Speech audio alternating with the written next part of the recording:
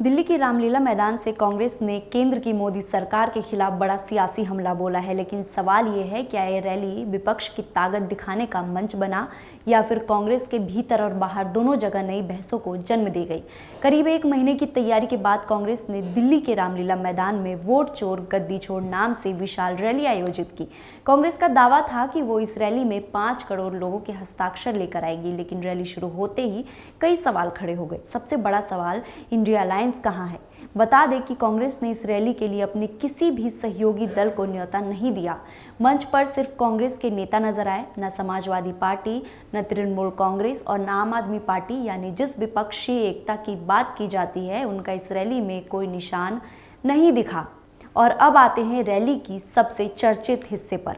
दरअसल राहुल गांधी का 14 मिनट का भाषण था। इन 14 मिनटों में राहुल गांधी ने न सिर्फ सरकार पर हमला बोला, बल्कि सीधे सीधे अपने 3 दुश्मनों के नाम भी गिना दिए।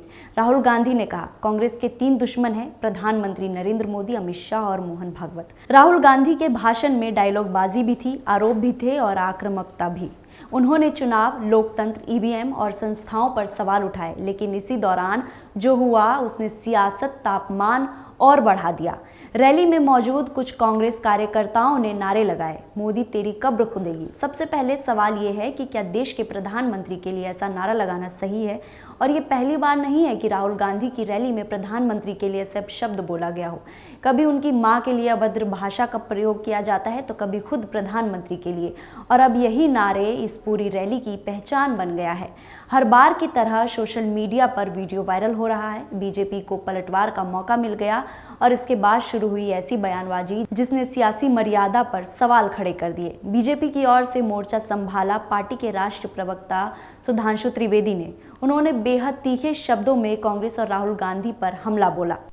आपको राहुल गांधी जी की तारीफ करनी है, करिए, मगर प्रधानमंत्री श्री नरेंद्र मोदी जी के विरुद्ध इस ढंग के अपशब्दों का प्रयोग जो पहले भी किया गया है वो सर्वथा निंदनीय है।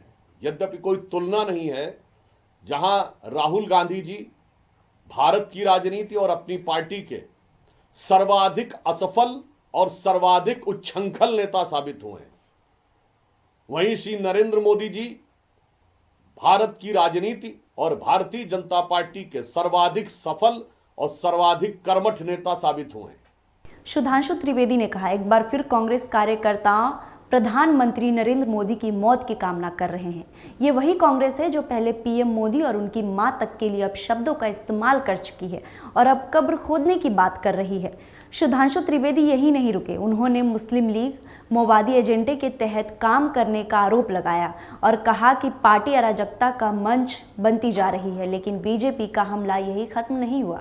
बीजेपी ने कांग्रेस की तुलना सीधे सीधे मुगल साम्राज्य से कर दी और राहुल गांधी को बताया आखिरी मुगल। इसके बाद उन्होंने नेहरू परिवार को गिनाया, मोतीलाल नेहरू, जवाहरलाल नेहरू, इंदिरा गांधी, राजीव गांधी, सोनिया गांधी और अब राहुल गांधी। राहुल गांधी छठी पीढ़ी हैं और सत्ता का आनंद ले रहे हैं।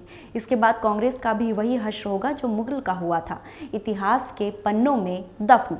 बीजेपी यही से अपना नैरेटिव सेट कर दिया है। राहुल गांधी के नेतृत्व में कांग्रेस का भविष्य खत्म। अब सवाल उठता है कि क्या कांग्रेस को इस तरह के बयानबाजी की जरूरत थी? क्या रैली सरकार के खिलाफ जनभावना दिखाने में कामयाब रही या फिर बीजेपी को हमला करने का मौका दिया गया? हालांकि कांग्रेस की तरफ से अब इन नारों पर कोई ठोस सफाई सामने नहीं आई। राहुल गांधी ने मंच से सीधे तौर पर इस नारों का समर्थन नहीं किया, लेकिन उनकी मौजूदगी में लगे नारे कांग्रेस की मुश्किलें बढ़ा गए।